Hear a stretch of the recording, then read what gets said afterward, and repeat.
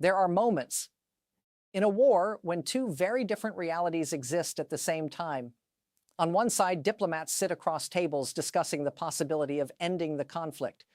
On the other side, soldiers remain at their posts, artillery continues to fire, and the sound of drones still echoes across the sky.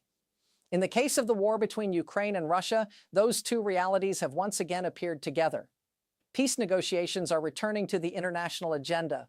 But the fighting across Ukraine has not paused. Across the front lines stretching through eastern and southern regions of the country, Ukrainian forces remain engaged in daily defensive operations.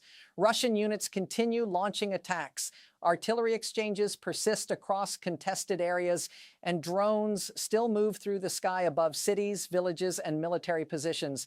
At the same time, diplomatic conversations about ending the war are beginning to take shape again.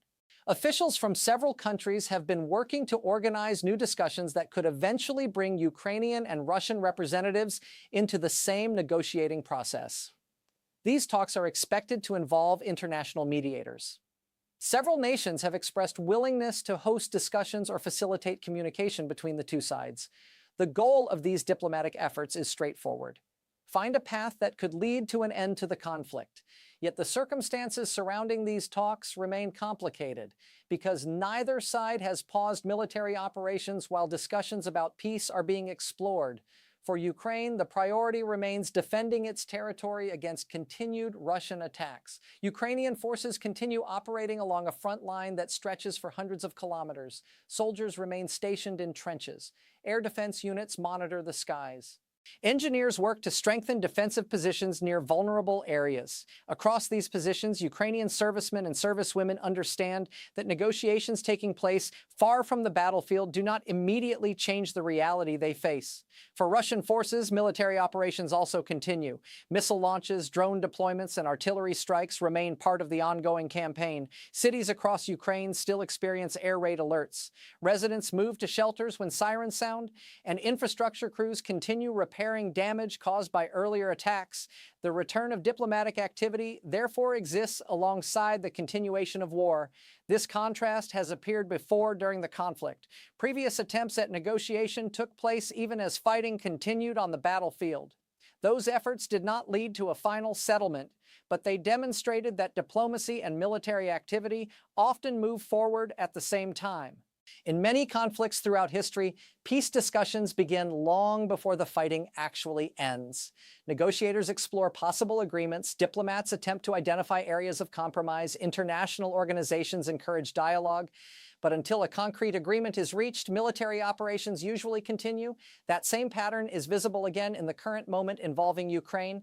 International observers say the new discussions may involve several key issues: security guarantees for Ukraine, the future status of occupied territories, the structure of long-term agreements designed to prevent renewed conflict. These topics are complex. Each one involves decisions that would shape the future of the region for many years. For Ukraine, any diplomatic outcome must address the core issue that has defined the war since the beginning: Russia's invasion of Ukrainian territory. Ukrainian officials have repeatedly emphasized that their country's sovereignty and territorial integrity remain central to any discussion about ending the war. For Russia, the objectives and conditions presented in negotiations have been different, and those differences represent one of the reasons diplomatic solutions have proven difficult to reach. Despite these challenges, the renewed attention toward peace discussions reflects the continued international effort to bring the conflict toward an eventual resolution. Diplomatic channels remain active. Meetings between representatives from different countries continue to take place, and preparations for possible negotiations are moving forward. Yet as those preparations unfold, the situation across Ukraine's battlefields remains unchanged. Soldiers continue their duties, air defense systems remain active, frontline positions remain under constant observation. The daily rhythm of the war continues. One Ukrainian officer, reflecting on the contrast between diplomatic efforts and the realities of the battlefield, described the moment in a short sentence: "We talk about peace, but we still guard the line." The words carried no frustration, only clarity. Because for the men and women defending Ukraine, the responsibility remains the same regardless of negotiations taking place far away: protect the country, hold defensive positions, remain ready for whatever developments may come next. As diplomats prepare for discussions and international mediators work to bring representatives together, the war itself continues across Ukraine, and that contrast defines the current moment. The possibility of peace exists in conference rooms. But on the battlefield, the responsibility of defense continues every hour. As international discussions about possible negotiations begin to take shape, the military situation across Ukraine continues to demand constant attention. Across the eastern and southern parts of the country, Ukrainian forces remain positioned along a long and complex defensive line. This line stretches across fields, rivers, towns, and forests. Each section of that line requires its own system of defense. Infantry units maintain trenches and observation posts. Reconnaissance teams monitor movement beyond the immediate battlefield. Engineers reinforce positions and repair damage caused by artillery or drone strikes. For these soldiers, the possibility of diplomatic talks does not change the daily responsibilities they face. The war has created a rhythm that continues regardless of political discussions taking place far away. Morning patrols still begin before sunrise. Equipment must still be maintained, communication lines must remain active, and every report from the front must be carefully reviewed by commanders. While diplomats discuss potential agreements, the soldiers responsible for defending Ukraine remain focused on the present moment. At the same time, Russian military operations continue across contested areas. Missile strikes and drone attacks remain part of the campaign launched by Russia during its invasion of Ukraine. Air raid sirens still sound in cities and towns. Residents continue moving to shelters when alerts are issued. Emergency crews remain prepared to respond when infrastructure or residential areas are damaged. The persistence of these attacks underscores the reality that peace discussions do not immediately alter the conditions on the ground. Even as international mediators attempt to bring representatives together for talks, the battlefield remains active. Ukraine's leadership has emphasized that defending the country remains the highest priority while diplomatic efforts proceed. Government officials continue coordinating military operations, humanitarian responses, and international partnerships. These efforts include strengthening air defense systems designed to intercept missiles and drones. They also involve maintaining supply routes that allow Ukrainian forces to receive equipment and support. The war has required Ukraine to adapt continuously to changing conditions. Early in the conflict, the focus centered on defending major cities. Later, attention shifted toward stabilizing the front line and countering Russian advances in specific regions. Now the conflict involves a combination of defensive operations, targeted strikes, and efforts to maintain control of critical areas.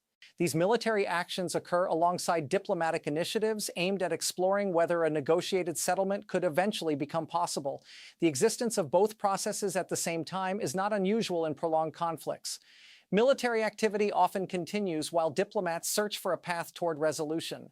In many historical examples, negotiations began months or even years before a final agreement was reached. For Ukraine, the stakes involved in these discussions remain extremely high. The war has affected cities, infrastructure, and millions of citizens. Any agreement would have to address questions about territory, security guarantees, and the future stability of the region. These issues are complex. They involve legal, political, and strategic considerations that cannot be resolved quickly. That is why international mediators often play an important role in facilitating communication between countries involved in conflicts. Diplomatic representatives from several nations have expressed willingness to host discussions or assist in building frameworks for potential agreements. Such frameworks typically involve gradual steps, confidence-building measures, ceasefire arrangements, monitoring systems designed to verify compliance with agreements. However, reaching even the earliest stage of such processes requires cooperation from the parties directly involved. For Ukraine, the central concern remains clear: protect the sovereignty and territorial integrity of the country. Ukrainian officials have repeatedly stated that the defense of national territory cannot be separated from discussions about peace. Meanwhile, the soldiers defending Ukraine remain aware that diplomatic progress often unfolds slowly. Their immediate responsibility remains unchanged: hold positions, monitor developments, remain prepared to respond to threats. In conversations among Ukrainian servicemen and servicewomen, the subject of negotiations sometimes appears, but it is usually discussed quietly because while diplomacy may eventually shape the future of the conflict, the present still requires vigilance. One Ukrainian soldier speaking during a brief moment away from his observation post reflected on this reality with a calm expression. "We hope for peace, but tonight we still watch the horizon." The sentence was simple, but it carried the weight of the moment because the horizon he described represented both possibilities: the possibility of negotiations that might one day end the war, and the possibility of continued danger from the forces positioned beyond that line. For now, both realities exist at the same time. Diplomatic conversations continue to develop. International mediators prepare frameworks for potential talks. And across the battlefields of Ukraine, the soldiers responsible for defending the country remain at their posts. As diplomatic discussions continue to take shape beyond Ukraine's borders, the situation inside the country remains defined by endurance. For more than 2 years, Ukraine has faced the consequences of Russia's invasion. Cities have been damaged. Infrastructure has required constant repair. Communities have adapted to the daily presence of air raid sirens and the distant sound of artillery. Through all of this, the country has continued to function. Schools reopened where conditions allowed. Hospitals remained active. Transportation networks were repaired and restored after repeated attacks. And throughout these efforts, Ukrainian forces maintained the defensive lines protecting the nation's territory. Now, as the idea of renewed peace talks circulates through diplomatic channels, people across Ukraine understand that negotiations alone cannot immediately change the conditions created by war. Diplomacy operates through careful steps: discussions between representatives, draft agreements, international mediation. These processes take time, and while they unfold, life inside the country continues under the shadow of conflict. Across Ukraine, soldiers remain deployed along the front. Their responsibilities do not pause while diplomats speak. Observation posts remain active. Communication networks stay open. Supply routes must be protected. Every movement along the battlefield is monitored carefully. For Ukrainian defenders, the possibility of negotiations is acknowledged, but the reality of the present moment remains clear. Until a formal agreement exists, the duty to defend the country continues without interruption. Meanwhile, across towns and cities far from the trenches, ordinary citizens follow the news of possible negotiations with cautious attention. Many families have spent long months adjusting to wartime conditions. They have learned how to respond when sirens sound. They have supported emergency services and volunteer networks that help communities recover after attacks. The resilience of these communities has become one of the defining features of Ukraine during the conflict. Even as diplomatic discussions develop, daily life continues in this environment of careful awareness. Markets open in the morning, buses travel their routes, children attend school where security conditions allow. Each of these small routines represents something important: the determination of a society to continue living despite the presence of war. International observers following the conflict understand that peace negotiations rarely produce immediate results. The first conversations often focus on establishing trust between negotiating sides. Diplomats search for areas where limited agreements might be possible: humanitarian arrangements, temporary ceasefires, mechanisms for monitoring compliance. Each of these steps represents part of a longer process. For Ukraine, the central issue remains unchanged: the defense of its sovereignty and internationally recognized borders. Ukrainian leaders have repeatedly emphasized that any lasting peace must address the invasion itself and ensure the country's long-term security. Those conditions form the foundation of Ukraine's position in any diplomatic discussion. At the same time, the war has created a generation of Ukrainian defenders who have spent months protecting their country. From air defense crews intercepting drones to infantry soldiers maintaining trenches, the responsibility of defense has become deeply personal for many people.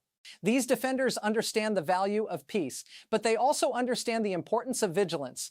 Until agreements are reached and respected, the protection of Ukraine remains their responsibility. In quiet moments between patrols or shifts, soldiers sometimes reflect on the meaning of what they are doing.